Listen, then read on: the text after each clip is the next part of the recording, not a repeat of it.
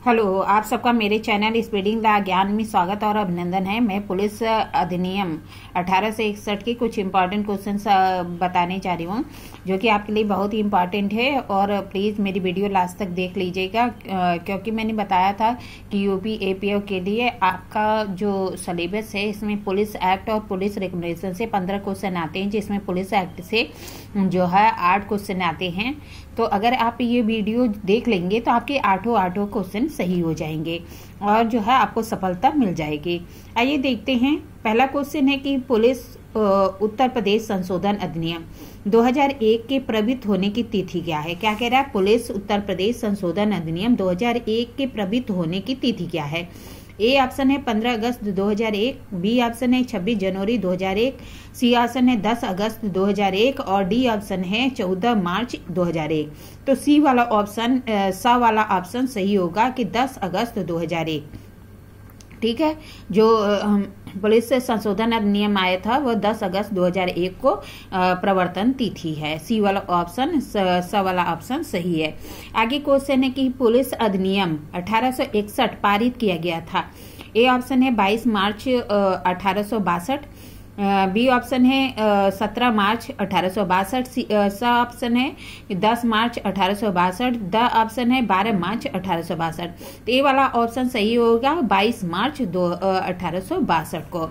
फिर आगे क्वेश्चन है कि कौन सी धारा निश्चित कर दी गई है। तो मैंने बताया था कि पुलिस एक्ट जो एक्ट है उसमें 47 धाराएं, जिसमें 6 धाराएं निश्चित हैं। तो पूछ रहा है कौन सी धारा निश्चित कर दिया गया है। ए ऑप्शन है धारा 6, हाँ निश्चित कर दिया गया है।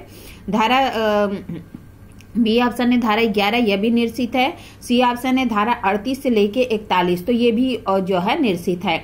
डी ऑप्शन है उपयुक्त सभी, तो यही होगा उपयुक्त सभी, क्योंकि 6, 11, 38 से लेके 41 ये सब निश्चित हैं। और किस एक्ट द्वारा निश्चित है ये मेरी वीडियो में जाके देख लीजिएगा। मैंने बहुत डिटेल में लाइव में कराया है, बहुत डिटेल में बताया है कि किस किस एक्ट द्वारा निश्चित किया गया है। आगे क्वेश्चन है कि पुलिस बल के गठन और वर्गीकरण और वितरण से संबंधित नियम बनाने की शक्ति क्या है। क्या कह रहा है? पुलिस बल के गठन, वर्गीकरण और वितरण के संबंध में नियम बनाने की शक्ति किसे है। ए ऑप्शन है महानिरीक्षक को, बी ऑप्शन है महानिदेशक को, सी ऑप्शन है पुलिस अधीक्षक को, डी ऑप्शन है जिला मजिस्ट्रेट को। तो इसमें जो है जानते हैं ए वाला ऑप्शन सही होगा महानिरीक्षक को। लेकिन आपको बताया था कि अमेंडमेंट के द्वारा यह प्रावधान कर दिया गया है कि जो महानिरीक्षक की शक्तियां है वो महानिदेशक को भी प्राप्त हैं। तो अगर अब ऑप्शन में आए तो दोनों होगा, जो अगर दोनों है तो दोनों होगा, नहीं तो महानिदेशक या महानिरीक्षक जो भी होगा वो मान लेंगे।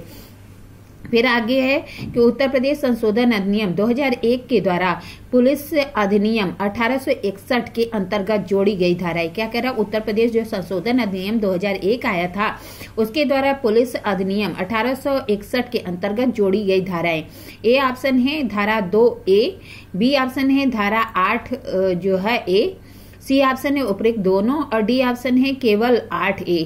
तो सी वाला ऑप्शन सही होगा, स वाला, क्योंकि आपको पता है कि 2001 के जो अमेंडमेंट है जो कि 10 अगस्त 2001 को लागू किया गया था, इसके द्वारा 2 में नागरिक उड्डयन बल के बारे में गठन के बारे में प्रावधान किया गया है और 8A में जो है नागरिक उड्डयन जो बल गठित होगा उसके प्रमाण पत्र के बारे में प्रावधान है।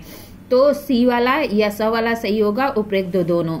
आगे क्वेश्चन है कि ढोर शब्द के अंतर्गत आता है। ए ऑप्शन है सींग वाले ढोर, बी ऑप्शन है हाथी, ऊंट और बकरियां, सी ऑप्शन है खच्चर, भेड़े और सुअर, डी ऑप्शन है उपयुक्त सभी। तो सभी होगा, मैंने आपको बताया था बहुत ही इंपॉर्टेंट है, ढोर शब्द पूछा जाता है। तो इसमें कहता है कि सींग वाले जो जानवर हैं उसके अतिरिक्त हाथी, ऊंट, बकरियां, खच्चर, भेड़े और सुअर आते हैं। फिर आगे क्वेश्चन है कि राज्य सरकार के अधीन समस्त पुलिस स्थापन एक पुलिस बल समझा जाएगा और रीतिबद्ध भर्ती की जाएगी, यह कहा गया है। धारा 2 में, धारा 3 में, धारा 4 में, धारा 5 में। तो आपको पता है धारा 2 में यह प्रावधान किया गया है कि राज्य सरकार के अधीन समस्त पुलिस स्थापन पुलिस बल समझा जाएगा और जिसकी रीतिबद्ध भर्ती किया गया। मैंने बताया था पुलिस की क्या होती है, भर्ती होती है। तो ये वाला ऑप्शन सही होगा धारा 2।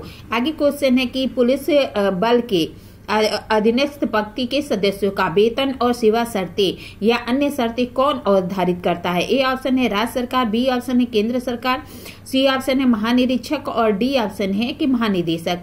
तो मैंने आपको बताया था कि ए वाला ऑप्शन सही होगा, क्योंकि जो पुलिस बल है उसके अधीनस्थ पंक्ति के जो भी सदस्य हैं उसके वेतन और सेवा शर्तें या अन्य शर्तें राज्य सरकार निर्धारित करती है। ए वाला ऑप्शन सही है। कहाँ पे प्रावधान किया गया है? जब धारा 2 पढ़ते हैं वहां पे प्रावधान किया गया है। आगे क्वेश्चन है कि नागरिक उड्डयन क्रमिक पुलिस बल सदस्य न रहने के विकल्प की सूचना कितने दिन के भीतर दी जानी चाहिए? ए ऑप्शन है 30 दिन, बी ऑप्शन है 15 दिन, सी ऑप्शन है 60 दिन और डी ऑप्शन है 90 दिन। तो मैंने आपको बताया था कि अगर कोई व्यक्ति पुलिस बल नागरिक उड्डयन पुलिस बल का सदस्य नियुक्त किया जाता और वह सदस्य नहीं रहना चाहता तो महानिदेशक नागरिक उड्डयन को अपना त्यागपत्र दे सकता है। कितने दिन के भीतर? 30 दिन के भीतर। अब ये क्वेश्चन वही है, वही पूछ रहा है कि सदस्य न रहने पे कितने दिन के भीतर जो है आवेदन करेगा, तो जो है त्यागपत्र देगा, तो 30 दिन के भीतर। आगे क्वेश्चन है कि नागरिक उड्डयन क्रमिक द्वारा पुलिस बल का सदस्य न रहने के विकल्प की सूचना प्राप्ति पर नागरिक उड्डयन विभाग में उसकी सेवाएं समाप्त कर दी जाएंगी और उसे प्रतिपूर्ति का भुगतान किया गया। उससे क्या है कि उसकी सेवाएं समाप्त कर दी जाएगी अगर उसने 30 दिन के भीतर निदेशक को जो है नागरिक उड्डयन क्रमिक पुलिस बल न रहने के विकल्प की सूचना दी है, तो उसको प्रतिपूर्ति के रूप में क्या भुगतान किया जाएगा? ए ऑप्शन है 1 माह के वेतन के बराबर, बी है 6 माह के वेतन के बराबर, सी ऑप्शन है 3 माह के वेतन के बराबर और डी ऑप्शन है 2 माह के। तो सी वाला 100 वाला सही होगा, क्योंकि मैंने बताया था कि जब वो नागरिक उड्डयन क्रमिक के सदस्य के रूप में उसका नियुक्त होती है और वो नहीं रहना चाहता तो क्या करता है कि वो जो महानिदेशक नागरिक उड्डयन है उनको जो है विकल्प की सूचना देता है 30 दिन के भीतर कि वह नागरिक उड्डयन विभाग में जो है नहीं रहेगा, तो उसकी सेवाएं समाप्त कर दी जाती है और उसी प्रतिपूर्ति के रूप में 3 माह के वेतन के बराबर धनराशि का भुगतान कर दिया जाता है। इस तरह मैंने आपको कुछ क्वेश्चन कराया, ऐसे ही थोड़े थोड़े क्वेश्चन कराएंगे। अगर आपको मेरी वीडियो अच्छी लगती है प्लीज लाइक करिए, सब्सक्राइब करिए, कमेंट करिए, शेयर करिए, साथ ही बेल आइकन दबा दीजिए ताकि कोई भी नोटिफिकेशन आपको तुरंत मिल जाए। ठीक है, धन्यवाद, थैंक यू।